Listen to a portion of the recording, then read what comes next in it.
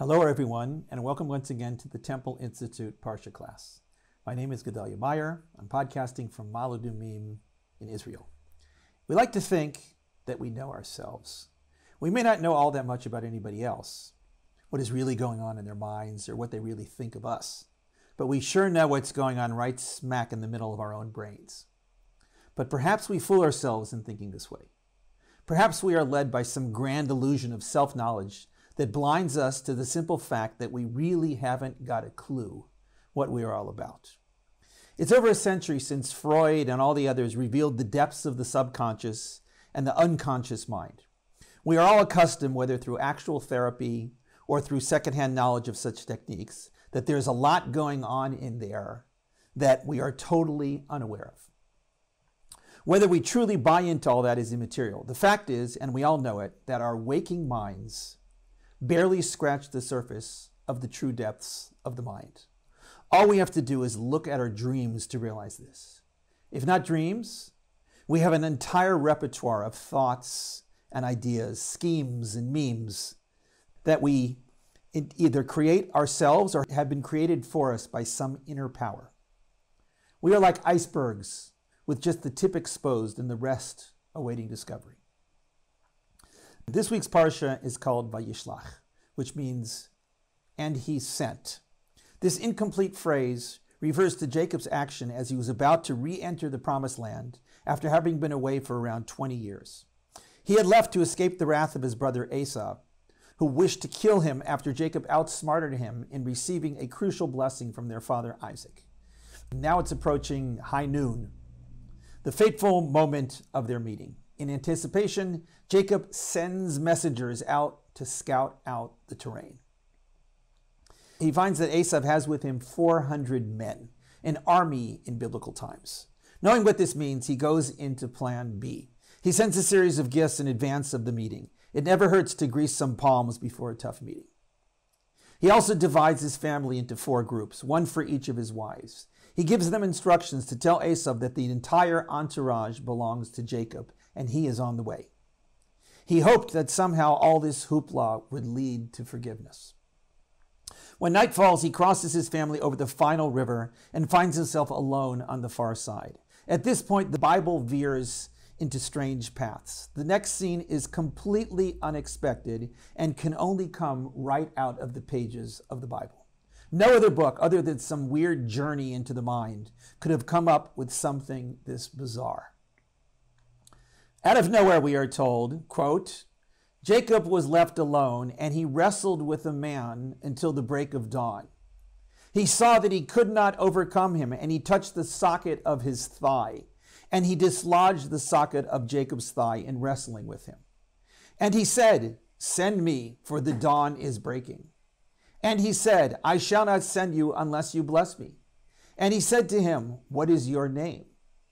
And he said, Jacob. And he said, Your name shall not be called Jacob anymore, but Israel, for you have striven with divine powers and men and have triumphed. And Jacob asked and said, Tell me, please, what is your name? And he said, Why is it you ask my name? And he blessed him there.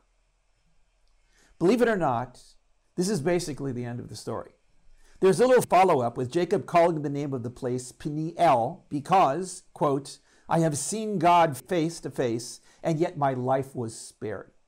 With this cryptic ending, he sets out on his way to face his brother and his fate. One final tidbit is thrown in, however. He was limping because of the injury to his thigh. This, the Torah tells us, is the reason that the Jews, the descendants of Jacob, do not eat the sciatica nerve of their meat until this very day, for it was this nerve which was dislodged. This remarkable little story comes as a kind of interlude in the middle of the drama between Jacob and Esau. What does it mean? What does it have to do with the drama that was taking place in the real world of brothers and hatred and wives and camels? Who was this unnamed guy who wrestled with him all night long? Why aren't we told anything about who he was and what he was doing there and what he was doing at all? How come we are not told who was doing the talking at almost every point in this bizarre conversation? Who said what and who answered whatever they answered? What is this business about a blessing? And what is all that stuff about Jacob's name? Why couldn't whoever this guy was answer the straightforward question about what his name was? Why did he answer with the elusive reply of, "Why do you ask my name?" That's a lot of questions to have to answer. We're going to cut the chase and lay it all out. There's a standard approach the Jewish tradition has for this story. It is almost universally accepted that this guy was somehow the guardian angel of Esau. The whole dialogue and the battle was somehow connected to their upcoming meeting and their intertwined destinies. While this approach may have its merits, we're going to go with something much more down to earth, something much closer to home.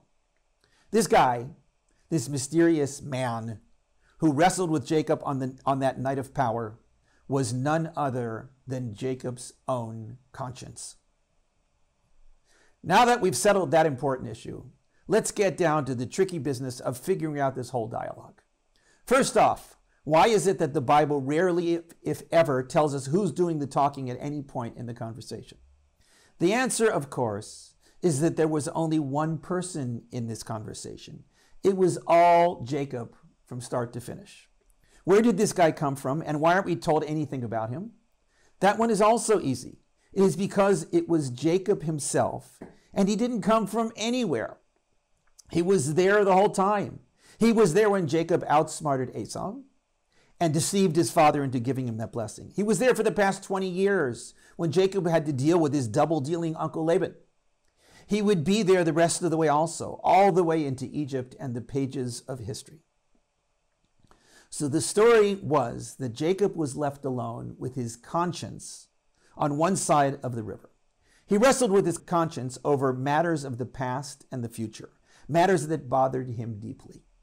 When he saw that there was no resolution to these inner battles, he physically injured himself, perhaps out of anger or frustration, or perhaps out of inner torment. The dialogue, when seen in this light, goes like this. Jacob's conscience: "Send me away, for it is already morning. Jacob, I will not let you go until you bless me with some sort of resolution to this battle." Jacob's conscience: "What is your name? Who are you?" Jacob. Jacob. Jacob's conscience: your name is no longer Jacob. From here on, you're to call yourself Israel, because you have struggled with your inner demons and your outer enemies and emerged unscathed. Jacob, please tell me who you are. Jacob's conscience: why do you have to ask this question? You know who I am. Jacob's conscience: you are going to be fine. That's really it, except for the small thing about Jacob saying that he had seen God face to face and survived. Was this really God that he saw, or was it just his conscience? It happens that the Hebrew word used here is the same as the classic biblical way of referring to God when God is spoken about as a power of reality, Elohim.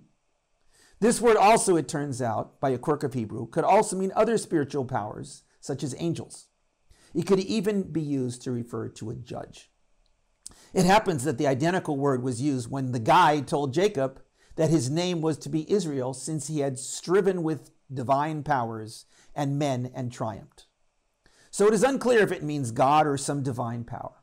Some translate it as the divine to avoid this little bit of Hebrew nuance. This could be what Jacob means, saying that he had seen the divine face to face and lived. It's not just anyone who could have such an experience and live to tell about it. This utterly remarkable little story tells us so much about ourselves. We have these battles all the time. We just don't call that person in there a divine power or something like that. But we do have trouble telling ourselves apart from it. We also sometimes wrestle with this thing all night long. Not only that, but we want it to bless us in some way, to get some resolution to our inner problems. Sometimes it asks us who we are, and even tells us that we have to be someone else if we are to truly find resolution. Sometimes we ask it what it is, and we may not receive a clear answer. It may be elliptical, like the answer Jacob received. Why do you have to ask me who I am? I am you. Who do you think I am? Sometimes we emerge from these dramas unscathed. Sometimes we are drastically changed. Sometimes we ignore the encounter altogether and just go our merry way. And sometimes we come out of it with a few battle scars, like a painful sciatica nerve or who knows what.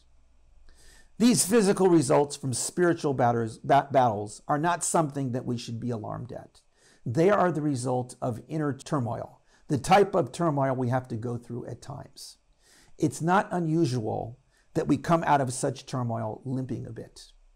This is the way things have to be, the way they should be.